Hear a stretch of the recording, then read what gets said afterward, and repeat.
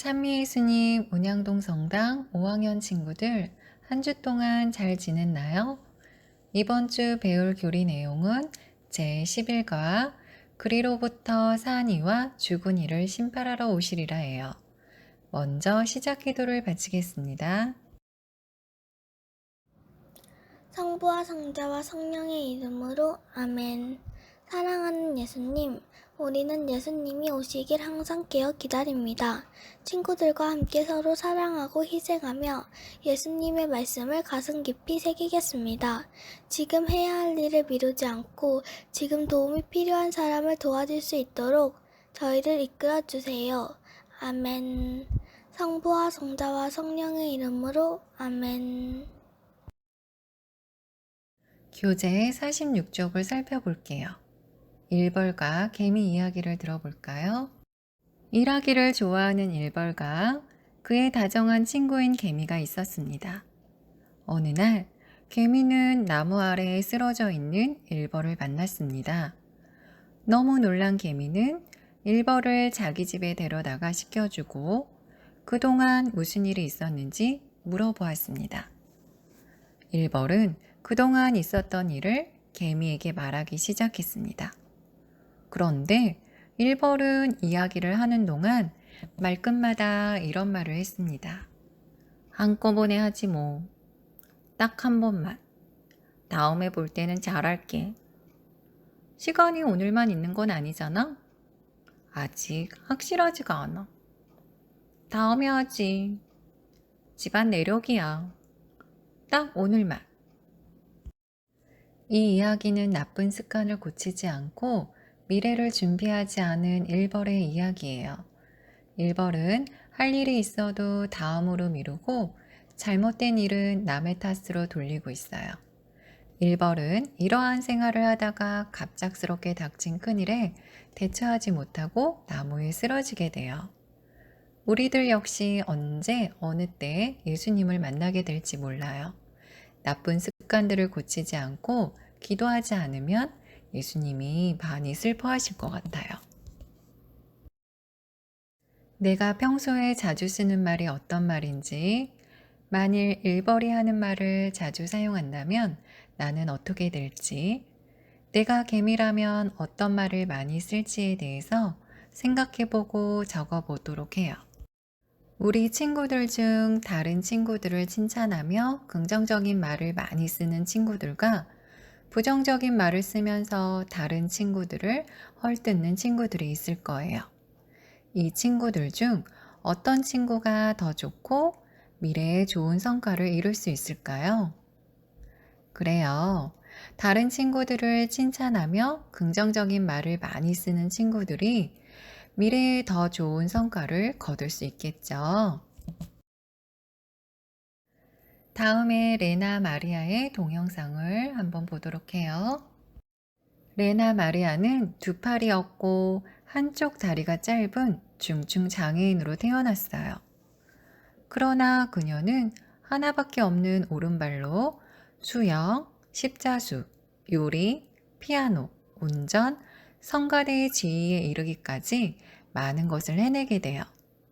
힘든 현실 속에서도 항상 긍정적인 말과 행동으로 자신의 삶을 이끌어 나간 것은 물론이고 다른 사람들에게 희망을 실어주면서 살아가고 있어요. 이러한 모습이 바로 예수님을 믿는 사람들의 올바른 삶의 모습이라고 볼 수 있겠죠.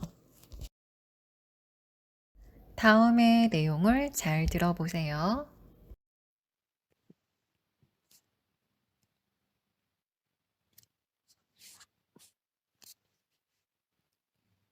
그 무렵 훗날에 뒤이어 해는 어두워지고 달은 빛을 내지 않으며 별들은 하늘에서 떨어지고 하늘의 세력들은 흔들릴 것이다. 그때 사람의 아들이 큰 권능과 영광을 떨치며 구름을 타고 오는 것을 사람들이 볼 것이다. 그때 사람의 아들은 천사들을 보내어 자기가 선택한 이들을 땅 끝에서 하늘 끝까지 사방에서 모을 것이다.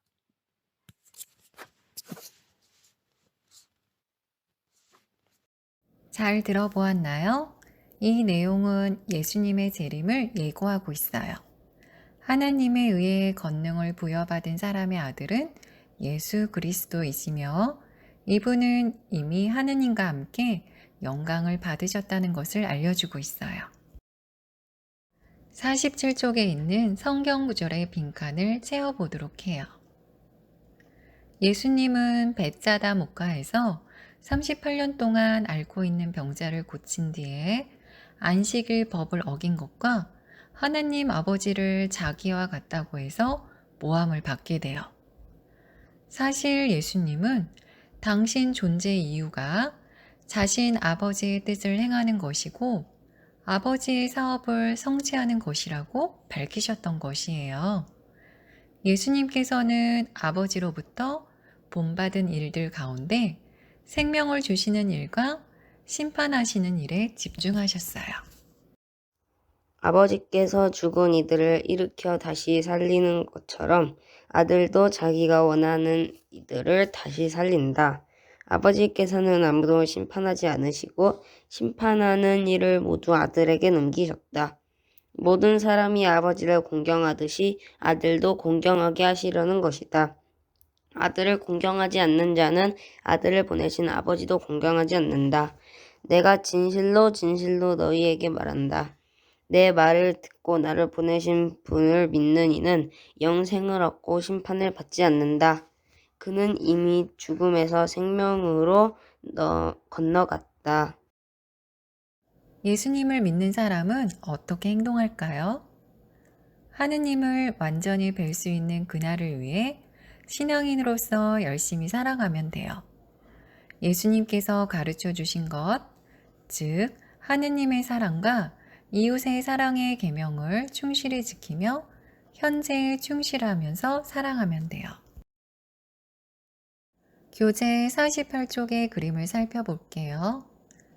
주인이 종에게 일을 맡기고 다시 돌아올 것을 기약하고서 떠나게 돼요. 그런데 이 종은 주인이 맡긴 일을 하지 않고 먹고 마시며 방탕한 생활을 하며 지내요. 그러다 주인이 돌아왔을 때 벌을 받게 되는 내용이에요. 잘 들어보세요. 베드로가 주님, 이 비유를 저에게 말씀하시는 것입니까? 아니면 다른 모든 사람에게도 말씀하시는 것입니까? 하고 물었다. 그러자 주님께서 이르셨다. 주인이 자기 집 종들에 맡겨 제때에 정해진 양식을 내주게 할 충실하고 슬기로운 집사는 어떻게 하는 사람이겠느냐? 행복하여라. 주인이 돌아와서 볼 때에 그렇게 일하고 있는 종, 내가 참으로 너에게 말한다. 주인은 자기의 모든 재산을 그에게 맡길 것이다. 그러나 만일 그 종이 마음속으로 주인이 늦게 오는구나 하고 생각하며 하인들과 하녀들을 때리고 또 먹고 마시며 술에 취하기 시작하면 예상하지 못한 날, 짐작하지 못한 시간에 그 종의 주인이 와서 그를 처단하여 불충실한 자들과 같은 운명을 겪게 할 것이다. 주인의 뜻을 알고도 아무런 준비를 하지 않았거나 주인의 뜻대로 하지 않은 그 종은 매를 많이 맞을 것이다. 그러나 주인이 뜻을 모르고서 말 맞을 짓을 한 종은 적게 맞을 것이다. 많이 주신 사람에게는 많이 요구하시고 많이 맡기신 사람에게는 그만큼 더 청구하신다.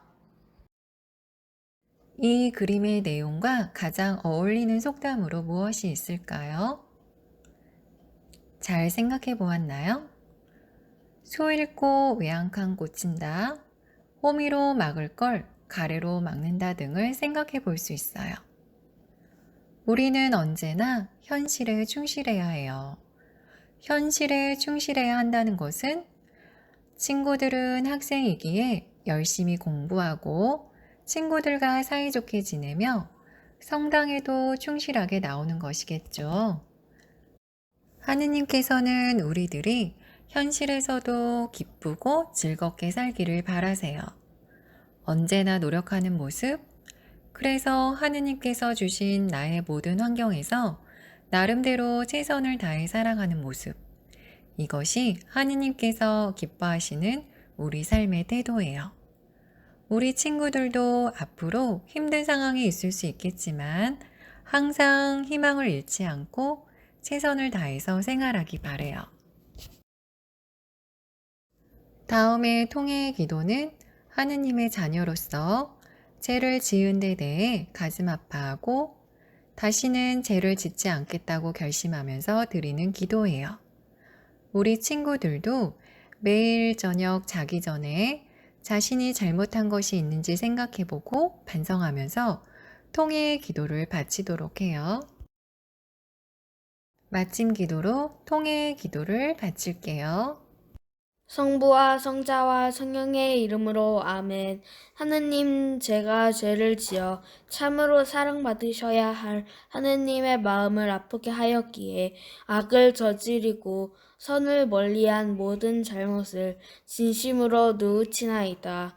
하느님의 은총으로 속죄하고 다시는 죄를 짓지 않으며 죄 지을 기회를 피하도록 굳게 다짐하오니 우리 구세주 예수 그리스도 순한 공로를 보시고 저에게 자비를 베풀어 주소서. 아멘. 성부와 성자와 성령의 이름으로 아멘.